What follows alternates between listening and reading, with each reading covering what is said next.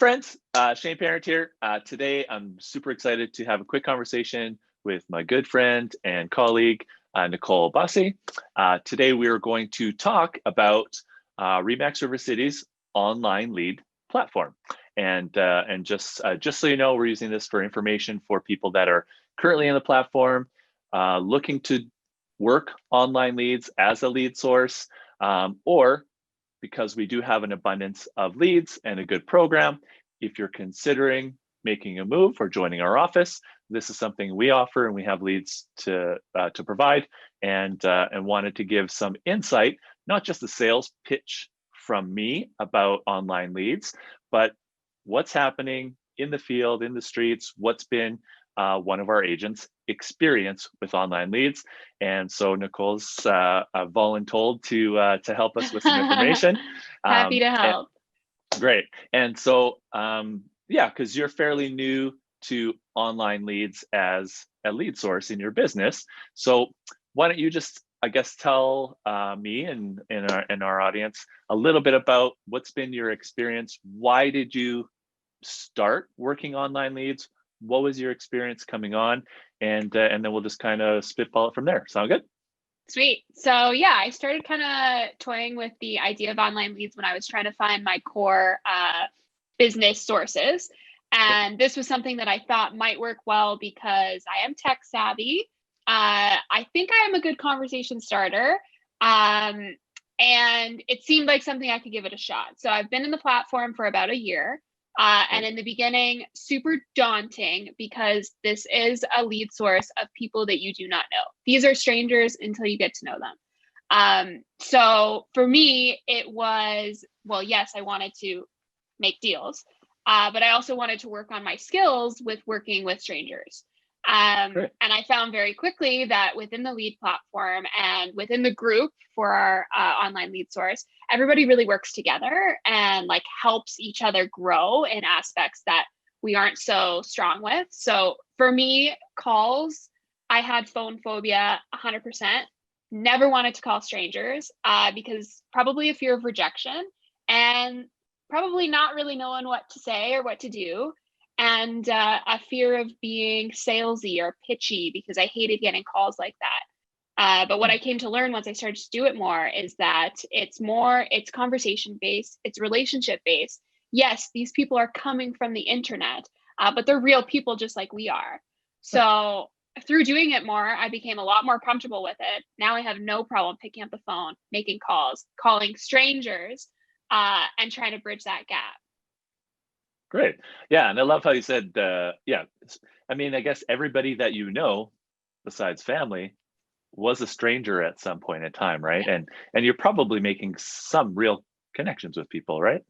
100%. Yeah. And that's what I've learned from this lead source is I'm finding people that are my ideal client. When I think about who I love to work with, who I want to work out, who I want to work with, and who I like try to seek out in my other sources of business, I'm finding those people online through this online lead platform. I'm meeting clients that I love to work with, that I enjoy looking at houses with.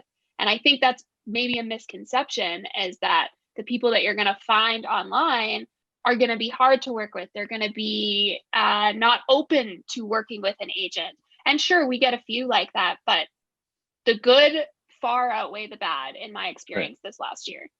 Great. So let me ask a couple of quick questions. First off, let's talk results. So let's get that out of the way. You got a year in the can. Have you done any business from it? Year to date, I've closed and paid 4 deals, and I have 1 set of buyers under buyer brokerage right now. So okay, yeah. Awesome. And all buyers, or were there any listings? They were all buyers. Okay. Yes. Yeah. And now I think, and we were talking before, some of those buyers, have they referred you business as well? Certainly. Yep. Yeah. These people have become now not a lead, they've become clients. So the example that I played was a sister.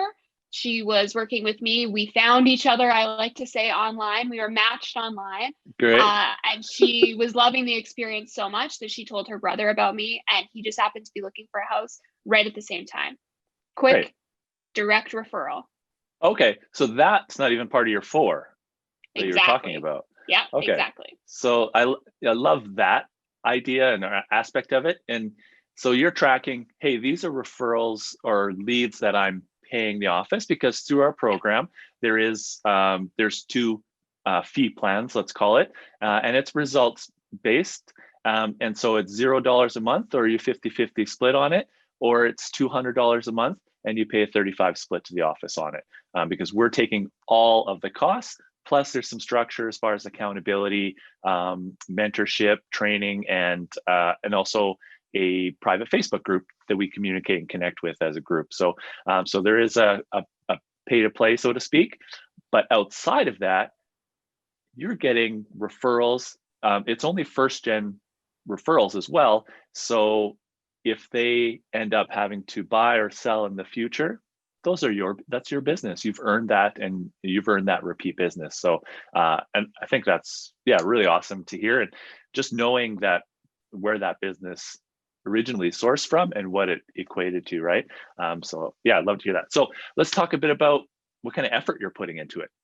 How Yeah. much how much uh, how many leads are you getting, um, on a daily or weekly basis type of thing, and how much time are you putting in to online leads, as a system? So on average, every day I get about 2 to 3 leads. I'd say every Okay. week I'm getting about 20 brand new leads.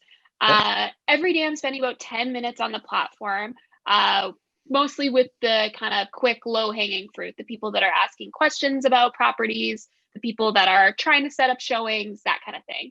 And then I commit at least 1 hour, sometimes an hour and a half, to sit down and make the cold calls. So, really like calling my brand new leads, putting a voice to the name because I've sent them emails and texts to introduce myself. And like that hour is kind of my focus time. So 10 minutes a day and an hour a week. And to me, the payoff has been great. Like I'm Hmm. very happy with the time that I've put into it versus the results that I get. So what do you have as a goal for next year? Next year, I'd like to double my business from online. I'd like Okay. to convert 8 sales, and I'd love at least 2 to 3 to be listings from those. Great. Yeah, because I Yeah, think people are coming on there. We say, like, not everybody getting on the platform is looking for a property this weekend, right? yeah. But I Fair to mean, it say does so. happen. Sure. And you got to be ready to have those conversations, Totally. but also not be turned off by the fact that they might, we jokingly say, people come on online and look at property before they've told their spouse they're getting a divorce. And so, um, funny, but it's funny because it's true. A lot of times they're future planning, right? So they might not be ready to go for 6 months, even a year. Do you get a lot of that when people are coming on? For sure. I get it both sides. I have had one that converted this year that was on the platform for, I believe it was 7 or 8 months. Pretty unresponsive, would reply to text here and there. And then you could tell once they started to get more serious, we can track how often they're coming onto the platform, when they're favoriting properties. This person's search was now starting to ramp up. They were out of the investigation phase and into the we're buying phase. And because they had received so many touches, and to be honest, a lot of those weren't me calling and talking to them on the phone. It was emails with new properties that matched what they were looking for. It was a Hmm. text to wish them happy Valentine's Day that came automated from the platform. They knew of me because they were getting stuff from me. And when it Yeah. was time, they immediately reached out. We're ready to buy. Um, and then the other example I have is again this year, I had somebody that I reached out to on the phone, got through to her, first ring she picked up, was ready to go. We were chatting about her needs, and she said, "You know what? I'm not really looking to move for about a year, and I also have an agent that I sold my last Hmm. house with. Now I'm renting. I want to get in touch with her." So I said, "No problem. Like, can I answer any questions while we're on the phone now? I know you're looking a year out, but do you want to know what's on the market?" She had interest. She wanted to chat. She ended up calling me the next day back and saying, "You know what? My agent didn't get back to me. You called me as soon as I registered on the site. That means something to me. And I want to go see this house." She had found a house that she really liked. "For sure. Let's go check it out." I mean, in that weekend that we went and saw, I'd say 5 properties. It went from she needed a year to move to she needed to have a possession day on whatever house we made an offer on by the end of the next month. Right. So Yeah, you good. I got mean, both sides. well, and that goes to tell you too, like your clients are not your clients, right? And so, 100%. being responsive and staying top of mind and connecting with your people, regardless of their lead source and your history with them, it's important, right? And so, Yeah. yeah, great lesson on all that, and like kudos to you for being Johnny on the spot and getting going on that. Let's talk about what kind of hate and anger and frustration, because obviously if you're going to call somebody, they're going to cuss you out, they're going to call the police on you, like really bad stuff, right? Oh gosh, that was my fright. That was my fear. That's why I didn't want to call, because I'm like, oh man, these people are gonna yell at me. They're gonna tell me to screw off. I have never once had anybody swear or tell me off. I've had a Okay. couple hang-ups. Once a month, I get somebody that goes hello, and I start talking, and then they hang up. Maybe I Okay. sound too much like a robot. I'm working on that. So I'll send them a Okay. text and be like, just so you know, I'm actually not an automated voice. I'm a real person. And sometimes Yeah. you get them be like, oh my gosh, I'm so sorry. And then they apologize. Like, we're so Canadian. But I never have experiences where I walk out of my office, I'm like, I'm done. These people are terrible. And I Okay. think that's a misconception. Like, people are online looking at houses for a reason. Like, we didn't just call them in the phone book randomly. That's not how Yes. they're cold, but they're looking for a house for some reason. So Right. we have at least that. And I find people are a lot more receptive to just somebody willing to lend a hand or answer some questions than I thought before. So yeah, and give me a couple of questions to think about there. But so what would you say, what percentage or how many are not right name, right phone numbers, because you're saying you get around, what is it, 15 to 20 a week. 50% of those are just kind of not real, Oh like gosh, BS information. 1 to 2 a week are bad info. Sometimes Okay. people will put wrong numbers for sure because they don't want to Mhm. get calls, but then they'll always have an email. And if you send Okay. an email, be like, I was going to try to call you, and you have a really specific reason why, like this property that I saw you had interest in just had a price reduction. Cool. Okay. Then you might be able to get their number and update that. I mean, sure, sometimes I have pizza 73 473 7373. Yeah, Yeah. that comes by. For sure. Good. But the amount, like 50% per week, definitely not. One to Okay. two per week max. That have all, like, name is not That right, is just phone completely number is not bogus. right, Yeah. but usually one of those components are together, and then you just Yeah. communicate in the way they want to be communicated to, I guess, right? Yeah. And so what are you saying when you're on the phone with them? How are you connecting with people? So my go-to lately has been when I call them the first time that I'm reaching out. I go, "Hi, this is Nicole from that home search site you made a profile on. Just wondering why you signed up and wondering if I could help you out at all." Great. And it opens up the conversation. It's very natural. It's very fluid. I find that people usually start answering my follow-up questions without me even needing to ask. So Mhm. they're going to ask me what they're going to tell me what they're looking for, how Okay. quickly they want to move. If they're not in a rush, why they came to the site. It's just a real opener, and it leads the way to very natural, I think, genuine conversation. Great. And so, yeah, and I don't want to, obviously, if people want to ask you more questions about what you're doing with your online leads and how that's working for you, I'm sure they can reach out. Totally. What are you going to change, or what are you planning to do differently in the next year that you weren't already doing? So I want to step up my personal follow up. So the Okay. platform does a really great job of doing pretty generic follow up, but I want to step up on my personal follow up. So if I've talked to somebody on the phone, I want to set myself a reminder, call them back in a month. If they said, you know what, stuff's really crazy right now. I can't even think about this, but I do want to. There's always that little, but I am interested, just not at this Mhm. point. For Okay. me, to convert more, I want to step up in making those genuine follow-up touches. And I also want to set more appointments. I think maybe in the beginning of the year in the platform, I was nervous to ask somebody to just, hey, let's just go check out a house. Why don't we go sit down and talk about this more? And you'd be surprised, like people have weekends off. They want to do stuff. People love looking at houses. We take that for granted because we look at houses all the time, but people love to do that. So this next year, that's what I want to do more, is set more appointments, just get in front of people more, bridge that gap between us talking on the phone to meeting in person. Great. Cool. I think that's great. And you know as well as I do that will make a big difference, right? That consistency will pay off.